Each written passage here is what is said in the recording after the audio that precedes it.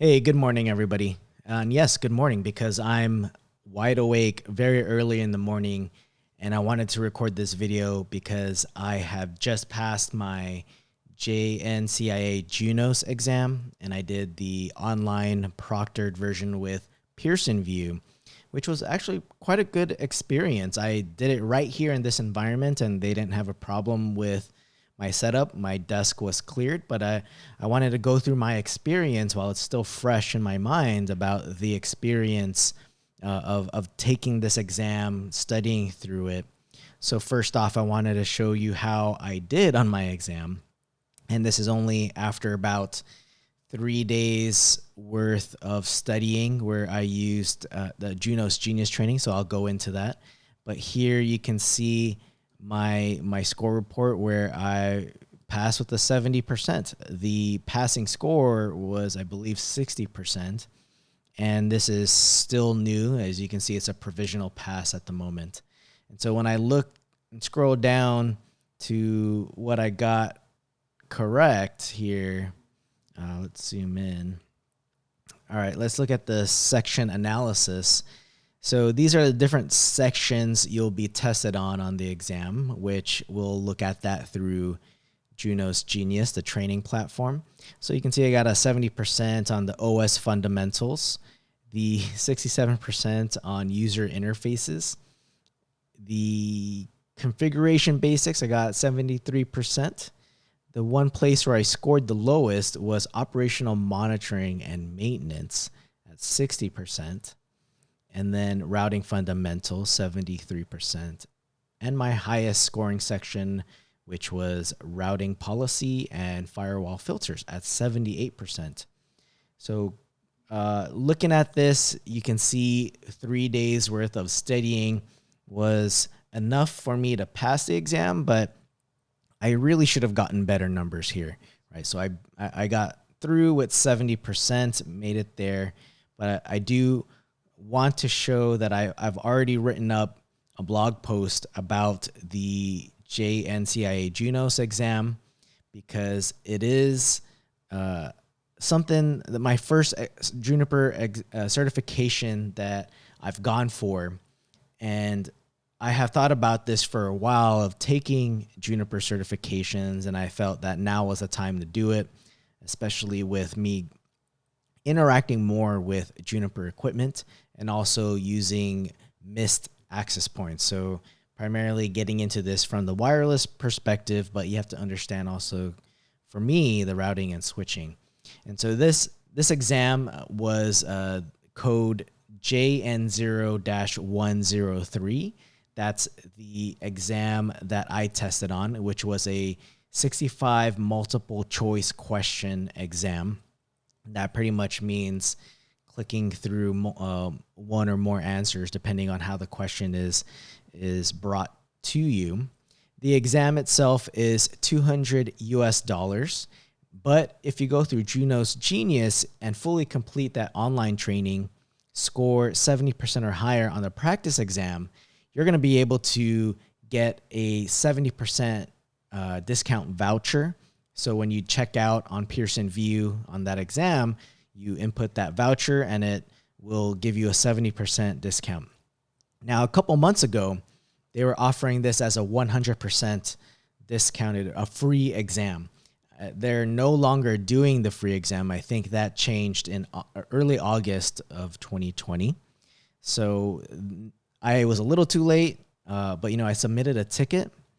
And because I thought it was supposed to be a free exam, they said that it had changed in August, but then they gave me a voucher for 100% discount. So I guess they are kind of flexible there, but if you don't get that 100% voucher, it's because they're no longer doing it. And when you complete your Junos Genius training, after you pass the practice exam, they are going to give you that voucher right away. So you'll have that voucher, save it, and I believe they email it to you as well. So the exam itself was proctored by Pearson VUE. I did it right here where I'm sitting currently on my laptop. You have to download an application called OnView, I believe, and it's similar to how you take this exam at the testing center. It's an application. It checks everything on your computer, making sure you've got your camera, microphone. There was one other thing that they checked, but it prevents like you from opening anything else on your computer while you have this application open. And the camera is used there for them to look at you to make sure you're not cheating, right? You're not supposed to be within hand's reach of a book or something or notes, because they did ask me to pan my camera around on my desk to make sure I had nothing on my desk. Because as you can see from this camera's perspective, you can only see me, but you can't see what I have down here. So they wanted to view that. And before you take the exam, you have to take a picture of every single side around you. So I took a picture of what was in front of me, to my right, to my left, and also behind me. So they had no problem with even my Junos book, which is right here. But I can't reach it, right? So they would see me if I went to go reach for that book. And then I started the process about 30 minutes before my actual exam time. And part of the rules is if anyone shows up in your exam, they would rule you out of that exam. You would have to take it another time, and you probably have to pay for another exam. I'm not even sure, but you have to be the only one there. There can't be anything that would disrupt you. So they have the camera and the microphone as they're listening to what you're doing. And I thought the exam was pretty easy compared to like a CCNA. So I have my Cisco CCNA, but I felt that the Junos exam, the entry-level exam, was really about getting familiar with the Junos platform and not so much around routing and switching concepts. Now, there are some of those topics in there, but they didn't go heavily into it. So when it came to the study material, and actually, why don't we look at the certification itself, just in case you're not familiar with it. If you head over to juniper.net and look at their certification training, you'll see that the JNCIA-Junos is an associate level certification, and it applies to the data center. It will apply to enterprise routing and switching, and also service provider routing and switching. And so if you click on that, you're able to see the objectives of this exam and the certification. So down below, and you'll see the exam details of what you should expect, who's administering this exam, which is Pearson VUE, how much time you have, which is 90 minutes. And right away when you finish the exam, it'll tell you if you have passed or failed. And you will get your score report. So I'll show you that in a bit. So if you go to the objectives, you can click on here to understand what exactly you're going to be tested on for Junos OS fundamentals. So you want to understand the architecture of Junos OS, about the control and forwarding complaints, how there's separation there. There's a routing engine and a packet forwarding engine. How transit traffic is processed, and what's the difference with that using exception traffic. So where does that traffic go in relation to routing engine and packet forwarding engine? So that's Junos OS fundamentals. The user interfaces, you're going to want to know how to move around in Junos OS and be able to know what hierarchy you're in when you're configuring interfaces, as well as looking at the output, saving configuration, also using JWeb, although I didn't use JWeb at all when I was practicing and doing labs for this exam, but JWeb is definitely on there, which they go through in Junos Genius. Then you've got your configuration basics. So when you first boot up your Junos device, you'll see the factory default state, putting a device back into factory default, initial configuration, understanding the user classes, user accounts, and security that goes into kind of configuring the very basics of Junos OS. So you want to lab through this so you understand what you're looking at, you can have that memorized in your head. So when you're at the exam, you go through that material. You understand what you're looking at, what the output would be, what exactly that output means if they show that to you in the exam. Then you have to understand some basics on the operational monitoring and maintenance. So this is where I failed or scored the least, and I considered it a failure. But I didn't understand a lot of like interface statistics and outputs. That I remember seeing something on an output, and I just didn't quite understand like how they wanted me to interpret that, and that's because of the amount of labbing that I did. And so I'll go into that later. But you want to do the labs so you understand the operational monitoring and maintenance portion. You could watch training all day, but I think actually doing it in a lab environment will really help you pass this exam so you don't get a low score like I did here. Then we've got some routing fundamentals. Now, they don't go too heavily into routing, but you just have to understand the concepts, the different tables. So there's a routing table there, the preferences for different routing protocols, what that looks like in a routing table, static routing, how to configure that, what does it look like, and what that output would mean if you were to see that. So that, again, this is where labs come into place because it'll really help you understand how all of this works. And then you've got routing policy and firewall filters. This I have never really worked on at all. Like I've really understood the concepts of routing and switching, but never routing policies and firewall filters from a Juniper perspective. And so this area I really focused on the day before my exam. And all I did was really watch the labs, and I'll show you that in Junos Genius. So when you look at this, they show you the recommended training, which this is, I believe, their instructor-led training. You can take that. There's going to be a cost to it. And then there's additional resources. So here's Junos Genius. There's a practice test that is also inside of Junos Genius. So I have that tab open here. You can sign up. I believe it's free. I haven't paid for this, so I was able to get access. I just created an account, and then I logged in and got started for free, as you can see here. So you'll see the Juniper Open Learning. This is where you would find JNCIA-Junos, which you see I have completed. If you click into that, you can see all the different modules. So you have to complete everything here to get that voucher. Now you go through it, you look at the terms and conditions, and that's where they tell you about the voucher itself, right? And I think that's, if you click on that, that brings you to a PDF that gets presented. And so the voucher is really good for the associate level exams, and it actually says that right here. And so these are the exams that the voucher is good for. And then the eligibility, but it does say, I believe, what the percentage is here, because it's a discounted exam voucher right here. Achieve a 70% or greater on the assessment test, which I'll show you.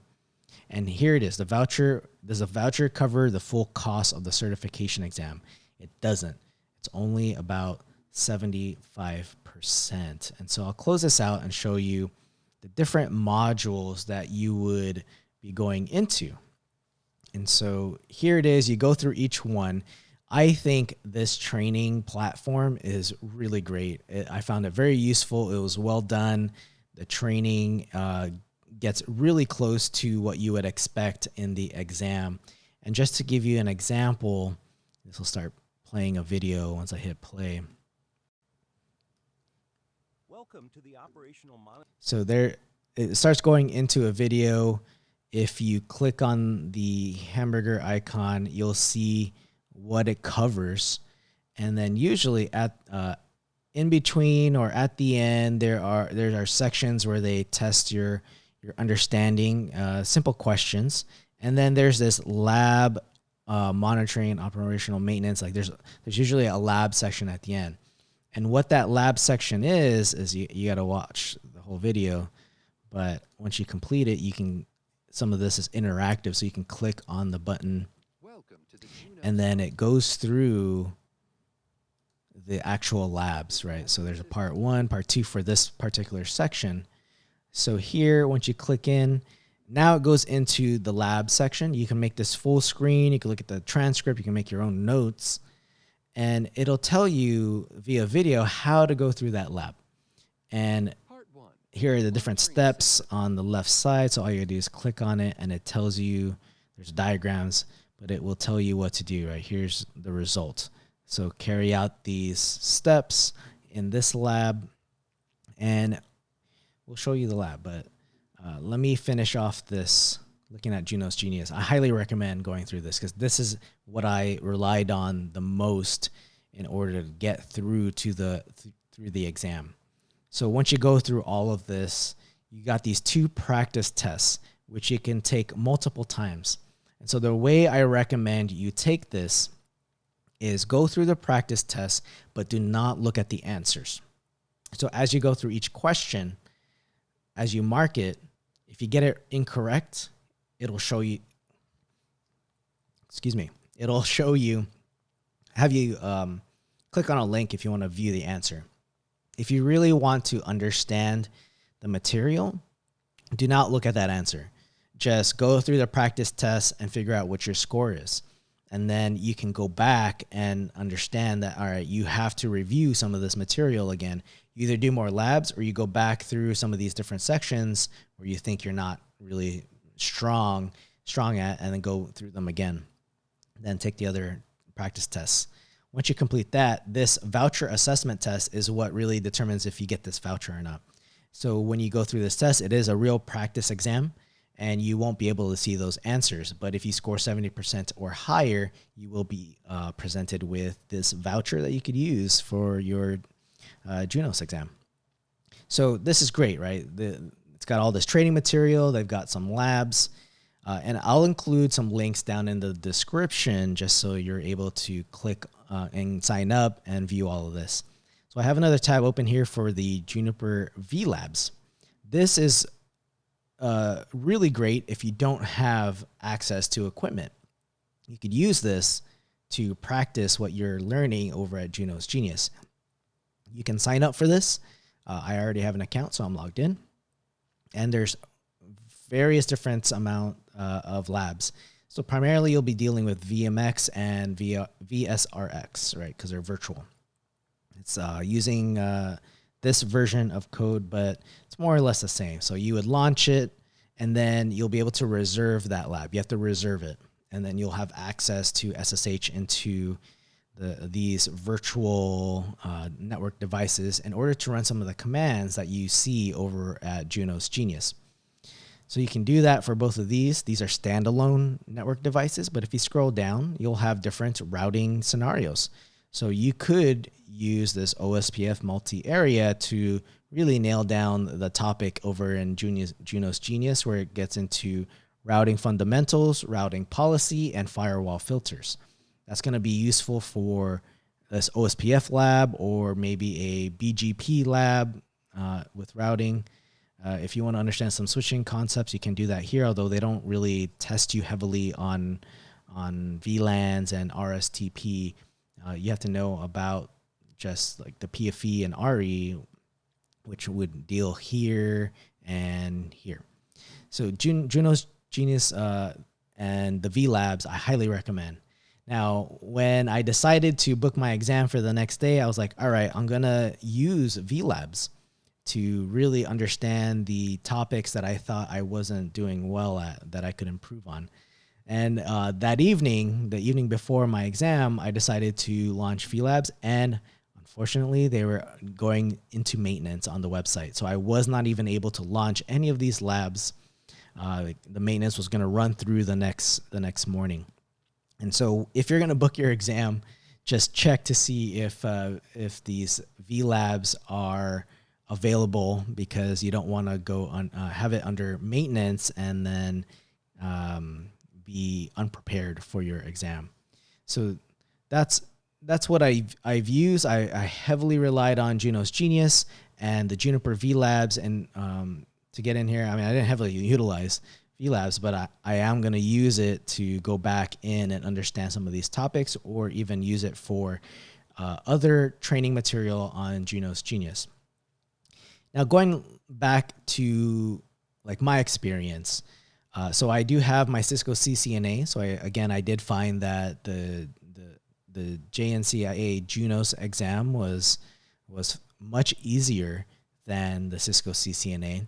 I felt it was more about understanding Juniper Junos OS and how they implement routing and switching into their platform. And then they also add some of the concepts of routing and switching as well.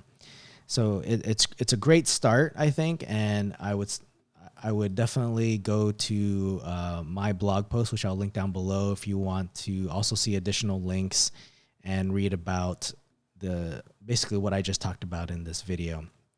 And so my next step here is I'm gonna go back to Junos Genius, and I will probably start diving into the DevOps training.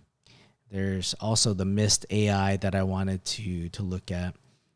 Here's some associate level practice exams if you want to take those in order to really see how you're doing.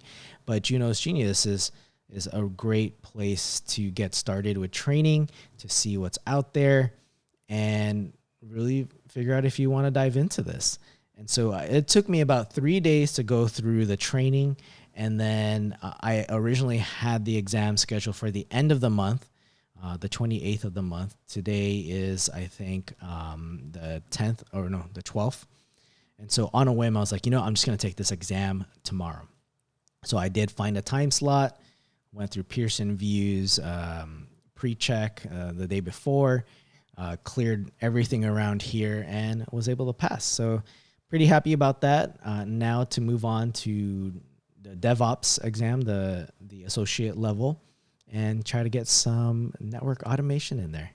So if you guys have any questions, let me know down below in the comments. If you found this useful, hit the like button. And if you want to see more content like this, subscribe to the channel. And I want to thank you for viewing.